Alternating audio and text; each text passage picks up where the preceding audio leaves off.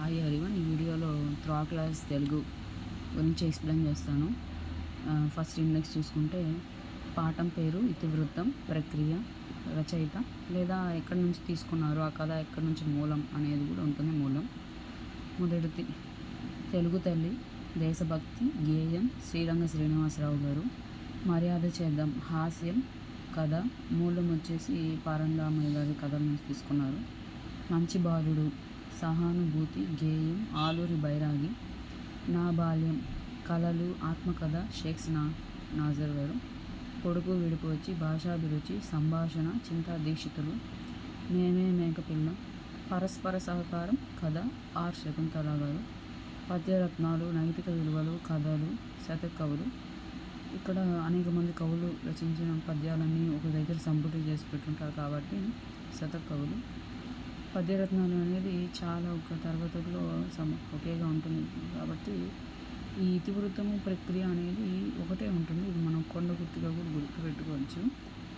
తర్వాతది మా ఊరి ఏరు. ఇది ప్రీవియస్ ఎస్జిటికి క్వశ్చన్ పేపర్లో కూడా ఇచ్చారు, బిఎస్సి. ప్రకృతి వర్ణన, గేయం, మధురాంతపు రాజారాం గారు. తొలి పండుగ, సంస్కృతి సాంప్రదాయాలు, కథనం.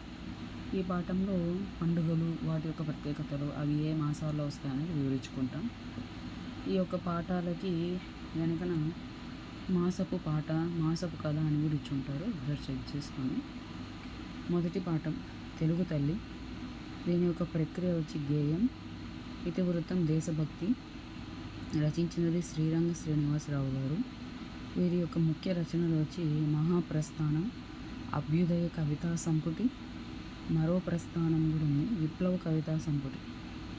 మూడవది హే ఖడ్గ సృష్టి.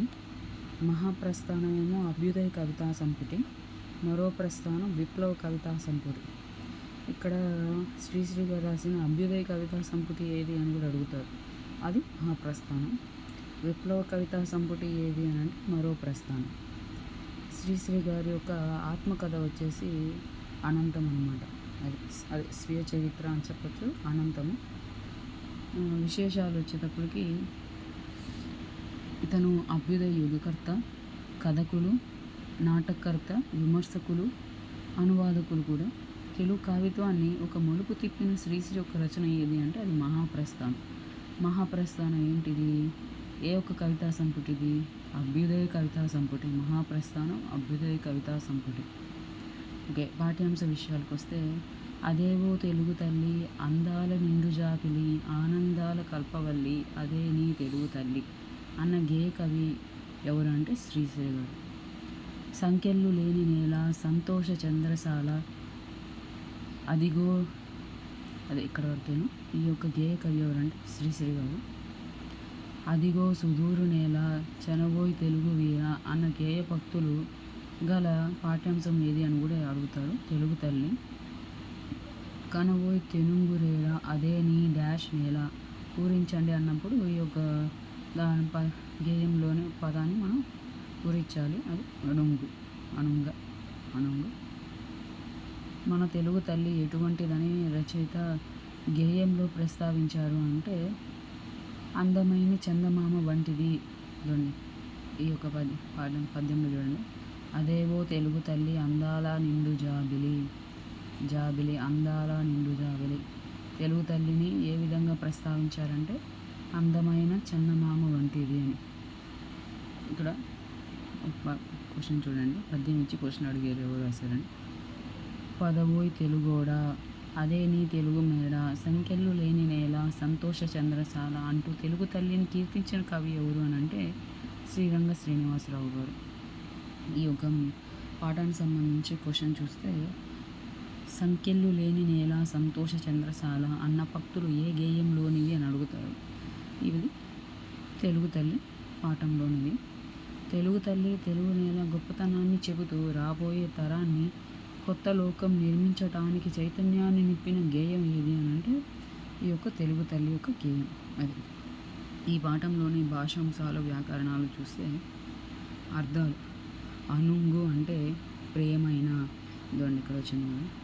అదే నీ డాష్ నేల అంటే అనుంగు నేల అన్నారు, అంటే ప్రియమైన నేల అని. చంద్రశాల చలువరాతి మేడ అని. చనవోయ్ వెళ్ళబోయ్, నవయుగం కొత్త యుగం, కనవోయ్ చూడబోయ్, కల్పవల్లి కోరికలు కోరే తీర్చేది, రేడు రాజు. పర్యాయ పదాలకు వస్తే కుమారుడు, తనయుడు, పుత్రుడు, కోరిక, వాంఛ, తృష్ణ, ఈప్సితం. చంద్రుడు ఇంద్రుడు, శశాంకుడు, నిశాంకరుడు. నానార్థాలు భారతి భరతమాత, సరస్వతి, జగత్, లోకం, భూమి, జనం అన్నమాట. రాజు, ప్రభువు, చంద్రుడు, ఇంద్రుడు. గురువు, ఉపాధ్యాయుడు, తండ్రి, పురోహితుడు, బృహస్పతి, రక్షకుడు. కులం అంటే వంశం, జాతి, ఇల్లు వస్తుంది. ప్రకృతి వికృతులకు వస్తే యుగం, ఇక్కడ యు వచ్చింది, ఇక్కడ ఊ వచ్చింది, గుర్తించారు. యుగము, యుగము, యు ఊ. రాజు, రాయలు, సంతోషం, సంతసం. ధర్మము ఇక్కడ ధర్మము, దమ్మము. త్రిలింగ తెలుగు, ఇది ఇంపార్టెంట్. త్రిలింగ తెలుగు. చంద్రుడు, చంద్రుడు, సాల. ఓకే. సందులు వచ్చేస్తే నిర్భయం, ని ప్లస్ భయం. ఇక్కడ విసర్గ వచ్చింది కదా, విసర్గ సంధి. నిశ్చయం, ని ప్లస్ చయం, విసర్గ సంధి. నిశ్చయం. దీన్ని ఇంకో విధంగా కూడా రాయొచ్చు. నిస్ ప్లస్ చయం, కానీ వచ్చింది అంటే అది చుస్త్వ సంధి అవుతుంది. రెండు ఒకసారి చూడండి. అంటే ఇది రెండు విధాలుగా విడదీసి, అంటే విసర్గ సంధి వస్తుంది, చుస్త్వ సంధి కూడా వస్తుంది, చూసుకోండి. సమాసాలు. తెలుగు నేల, తెలుగు అనేది నేల. అనేది అంటే రూపక సమాసం. నిర్భయం, భయం లేనిది, అవ్యయీభావ సమాసం. తెలుగు తల్లి, తెలుగు అనేది తల్లి, రూపక సమాసం. సంతోష చంద్రశాల, సంతోషం అనేది చంద్రశాల. మనేడిలో అనేది ఉంది, రూపక సమాసం. అలంకారానికి వస్తే మేమంతా నీ పిల్లలము, నీ చల్లని ఒడిలో మల్లెలము. ఇది చూస్తే అంత్య, చివరిలో ప్రాస ఉంది, అంత్యానుప్రాస అలంకారం. ఈ యొక్క తెలుగు తల్లి పాఠంకి మాసపు పాట వచ్చి తల్లి భారతి వందనం. ఇది రచించింది ఎవరంటే దాశరథి కృష్ణమాచారి గారికి. ఇతని యొక్క రచనలు అగ్నిధార, రుద్రవీణ, మహాంధ్రోదయం, తిమిరంలో సమిరం. బిరుదులు వచ్చి కవిసింహ, అభ్యుదయ కవితా చక్రవర్తి. ఇతని యొక్క స్వీయ చరిత్ర లేదా ఆత్మకథ ఏంటి అంటే యాత్రా స్మృతి అన్నమాట. దాశరథి కృష్ణమాచార్యులు గారి యొక్క స్వీయ చరిత్ర ఏది అని అంటే యాత్రా స్మృతి, గుర్తుపెట్టుకోవాలి. అదే శ్రీశ్రీ గారి యొక్క స్వీయ చరిత్ర అనంతం. రచనలు అగ్నిధార, రుద్రవీణ, మహాంధ్రోదయం, తిమిరంలో సమరం. విశేషాలకు వస్తే ఈయన ఏమేం చేశారంటే నిజాం నిరంకుశత్వం మీద ధిక్కార స్వరం వినిపించిన కవి ఎవరు అంటే దాశరథి గారు. నిజాం రాచరికం నుండి తెలంగాణ విమోచనకు మేలు కొలుపు పాడినది ఎవరు అంటే దాశరథి కృష్ణమాచార్యులు గారు. పద్యాన్ని పాటని కూడా సమానంగా నిర్వహించిన కవి ఎవరు అని అంటే దాశరథి కృష్ణమాచార్యులు గారు. వీరు ఆంధ్రప్రదేశ్ రాష్ట్రంలో ఆస్థాన కవిగా ఉన్నారు. తల్లి భారతి వందనం గేయ రచయిత ఎవరు అంటే దాశరథి కృష్ణమాచారి గారు. చదువులు బాగా చదివేదమ్మా, జాతి గౌరవం పెంచేదమమ్మా అన్న గేయం తల్లి భారతి వందనము ఈ ఒక పాటలోనేది కదా. రచించినది ఎవరు అంటే దాశరథి కృష్ణమాచార్యులు గారు. అది ఈ యొక్క మాసపు పాట. మాసపు కథకొస్తే మాసపు కథ ఐకమత్యం. ఇది మనం బాగా గుర్తుపెట్టుకోవచ్చు, ఎందుకంటే తెలుగు పదాలు, తెలుగు వాళ్ళ పేర్లు కాదు కాబట్టి బాగా గుర్తుంటుంది. ఐకమత్యం, లియో టాల్స్టాయ్ అనమాట. ఈయన రష్యన్ కథకులు అలాగే నవలాకారులు అనమాట. ఈయన రచించిన రచనలు వారి నవలలు ఏవి అంటే యుద్ధం, శాంతి, అన్న కేరినియా, ఇది టెట్ 2లో కూడా ఇచ్చారు. ఐకమత్యం కథకు టాల్స్టాయ్ కథ ఆధారంగా తీసుకున్నాడు. ఈ యొక్క ఐకమత్య కథను ఏ యొక్క కథ ఆధారంగా తీసుకున్నారు అంటే టాల్స్టాయ్ కథ ఆధారంగా తీసుకోవడం జరిగింది. లియో టాల్స్టాయ్ ప్రపంచ ప్రసిద్ధి పొందిన రష్యన్ కథకులు అలాగే నవలాకారులు. ఈ యొక్క ఐకమత్యం అనే పాఠం ఉద్దేశం ఏంటి అంటే ఒక ఊరిలో, ఆ ఊరి పేరు రామాపురం గ్రామం. రాంపుర గ్రామంలో రైతు తన ముగ్గురు కుమారులకు ఐకమత్యం యొక్క గొప్పతనాన్ని పుల్లల కట్ట ద్వారా సహాయంతో చేయాలనుకున్నాడు. ఇది ఈ పాట యొక్క ఉద్దేశం.